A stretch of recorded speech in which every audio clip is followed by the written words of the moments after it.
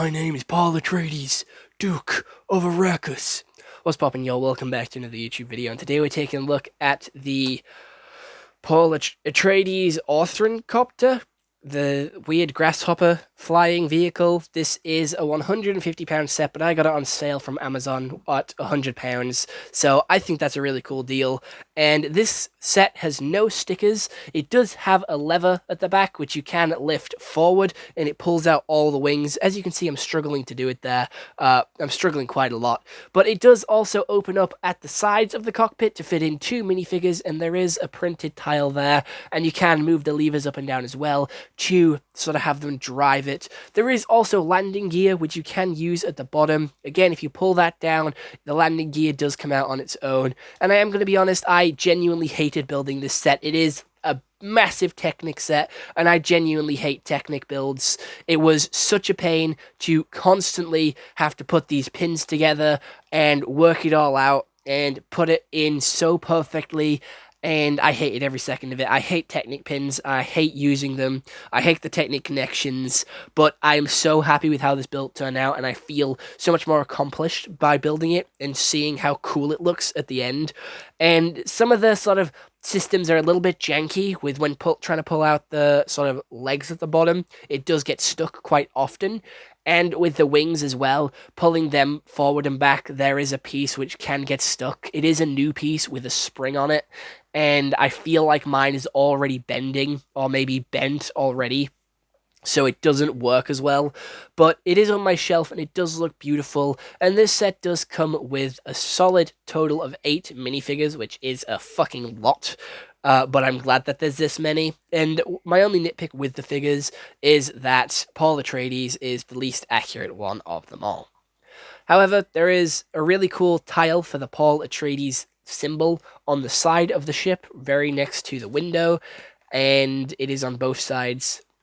And there's just a lot of room for minifigures to be around it. There isn't a lot of minifigures to be inside it, as again, it is a two-seater, and the tail is huge, and it is pretty solid. You can swing it around like a bat, and I wouldn't recommend hitting anything with it, or swinging it too hard.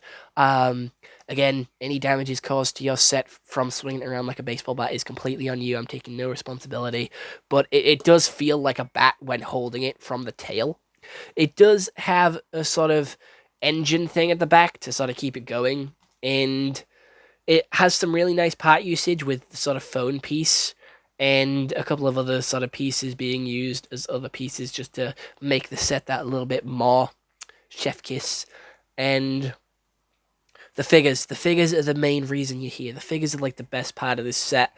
And I'm going to be honest, the wings are a lot bigger than I thought. The wings are a lot bigger than expected. It does not fit on my shelf with its wings fully spread. So I have to have the wings set back in its landing, in its chill mode, so then it doesn't destroy my setup and it can fit quite nicely with everything else. And I'm going to be honest, it is one of my newest sets and one of my more favorite sets. I'm so happy to get it on deal. I have done a load of Dune stuff on the channel already, so you can go check that out. I've done 2 Fortnite challenges with Paul and Channy. I've done a film review on the second movie. I've made a load of Lego customs of Paul and Channy before this set came out. But now I have an official Paul and Channy. And I am going to be honest, I am going to be changing the Paul figure. I'm going to be swapping out the hair, and I'm going to be maybe changing the face as well, just to make it a little bit more accurate to Timothée Chalamet, because I just don't think this figure does him justice. Maybe the head I'm being a little bit too harsh on, but the hair definitely needs to change, because Timothy has that brown hair, and if you know what hair I'm thinking of, you know it's perfect for him, but the one that he has right now just ain't it. It just ain't it. So, speaking of Paul, here he is. He has a nice torso print, a nice back torso print, a front head print, and a back head print. But as you can see, this hairpiece just isn't it. It just isn't the right one for him. He has some nice cheekbones there, and he does have a confident look and a pretty happy look as well. He also comes with a knife, obviously for when he's training, and he has obviously the logo on his chest there as well, the Paul Atreides signet, which was also on the ship, and also used in the booklet quite a few times.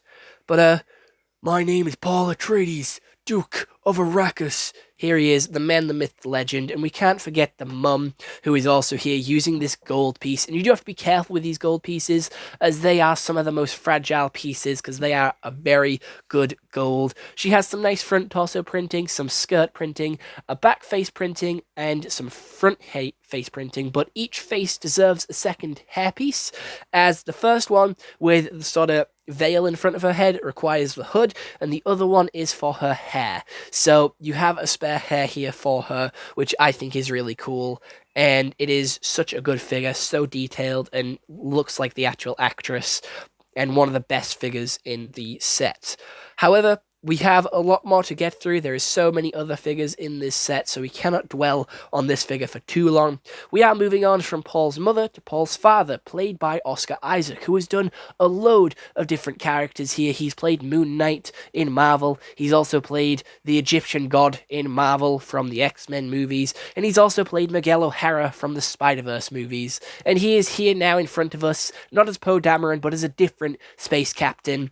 And he has a double-sided head, and he has one of four suits, which I won't be looking at in as much detail as the other figures, because you get a good look at it here with some front torso printing, back torso printing, and some leg printing on some gunmetal grey. He also has some binoculars, which I don't really get why he has binoculars. But moving on to Jason Momoa, or Duncan Idaho, one of the worst names in the entire Dune series, and he has a very new hairpiece, which I do adore. I love this hairpiece, and I might use it for my own custom figure of myself. But he has a nice torso print front and back, and he has an angry expression and a pretty confident expression as well on his face print. And he does come with a machete and a knife. A machete and a knife, so he is ready to battle, and he did die in the first Dune movie, but I'm still glad that they decided to give him a figure here. It is so deserving and so needed. It just fits the set so well, and we're going to be moving on next to the next figure, which is also played by Josh Brolin, also known as Thanos from Marvel, or Cable from Deadpool. You could see him as either, and he is here with a nice grey combed back hair, and he does have an exclusive armor piece with this nice new printing, and this armor piece was first introduced with the Buzz Lightyear sets, and he does have the same torso and leg print as Chani, as the other Fremen, and as Oscar Isaac here, and he does have two face prints with a pretty confident one and a nice chill one, and he also comes with a machete very similar to Duncan Idaho. He's ready to scrap, he is ready to brawl, and is one of the generals and one of Paul Atreides' trusted sort of men. However, we're moving over to the Fremen now and taking a look at Chani, one of the main characters in this movie, and Paul Atreides' love interest. And she was only in the first movie for about 8 minutes, but she was in the entirety of the second movie, so you don't have to worry about that. She also has a double-sided head print with some nice blue eyes. One of them has a mask on, one of them is pretty confident. She also has a very similar hairpiece to Paul Atreides' mother, and she also uses a torso and legs from Oscar Isaac's figure as well. She also has a tan scarf, which I do believe is exclusive to this set, and an exclusive white sword, which is also from the Lord of the Rings sets, which I think is really cool. And you do get two of these, so you can use another. However, moving on to the next Fremen, I don't know what this character is called, but she is here, and I do believe she's in the second movie as well, and she does get killed. But she has an exclusive cape piece, which is quite swervy and quite raggedy, and she does also have the two hooks which they use to ride the sandworms. She also has a double-sided head, one with the mask on and one with the mask off, because you only cared about her when she put on the mask. She also has a really cool hairpiece, which is used for another figure we'll be taking a look at in tomorrow's set review, and she also uses the same torso and legs, and this is the last time they use this torso and legs in the set, and it is the one also from Oscar Isaac, Chani, and Josh Brolin. Right, well, I can stop talking so fast because we're taking a look at the final and last figure of this set coming in a second, and it is the Baron, who has no torso printing, no leg printing, but has a very nice stand and a very nice torso cape piece, which is absolutely massive. And he has an exclusive face print as well. I do believe all the figures here have exclusive face prints, torso prints, and leg prints, only available in this set. And this figure is absolutely massive. He's so tall, and I absolutely love it.